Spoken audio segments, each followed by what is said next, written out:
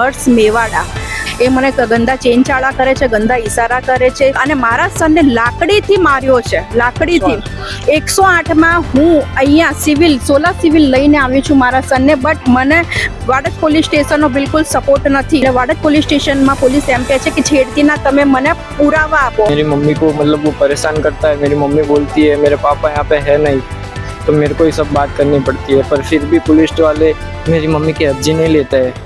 મિત્રો એક જ સોસાયટીમાં રહેતા એક મહિલા પર છેડતીનો મામલો સામે આવ્યો છે અને એ ભાઈ દ્વારા એ મહિલાને અને તેમના પુત્રને મારવામાં આવ્યો છે। આવો સમગ્ર મામલો શું છે તેમની પાસે જાણીએ। હા, હું પ્રિયંકા સોની નિડેનગર રહું છું। હર્ષ મેવાડા એની તરફથી મને સખત છેલ્લા 1 વર્ષથી હેરાનગતિ થઈ રહી છે।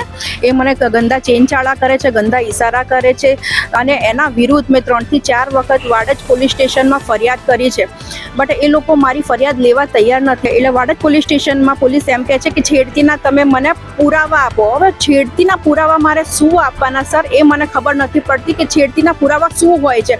હું પોતે પીડિત છું, હું પોતે જ છું પુરાવો, અને તમે મને સપોર્ટ કરો પ્લીઝ। વાડજ પોલીસ સ્ટેશન મારી ફરિયાદ લેવા બિલકુલ તૈયાર નથી। તો એ લોકો મારો વિડીયો બનાવતા ફોટા પાડતા આવી રહ્યા છે। તો મારા સન છે 17 વર્ષનો, એને કીધું કે મારો મમ્મીનો વિડીયો તે કેમ બનાવ્યો છે, તો એ લોકોએ એ જ ટાઈમ એટ એ ટાઈમ અમારી ઉપર મારામારી કરી છે। અને મારો સન છે સૌમ્યા સોની, તો એને સખત માર્યો છે અને હર્ષ મેવાડાએ મને છાતી પર માર્યો છે, પેટમાં લાતો મારી છે અને મારો સન છે એને હાથે ઉપર અંગૂઠો બચકા ભર્યા છે અને લોહી લોહાણ કર્યું છે મારા સનનું। તો 108માં હું અહીંયા સિવિલ સોલા સિવિલ લઈને આવી છું મારા સનને, બટ મને વાડજ પોલીસ સ્ટેશનનો બિલકુલ સપોર્ટ નથી। તો એની માટે શું કરવું પ્લીઝ તમે મને हेल्प करो।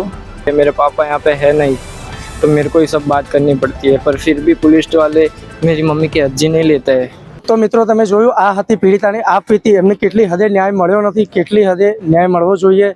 આ વાત સાથે હું મારી વાણીને વિરામ આપું છું। આપ જોઈ રહ્યા છો crime report news Ahmedabad. Reporter Hitesh, cameraman Ajay સાથે। જય હિન્દ, જય ભારત, જય ગરવી ગુજરાત।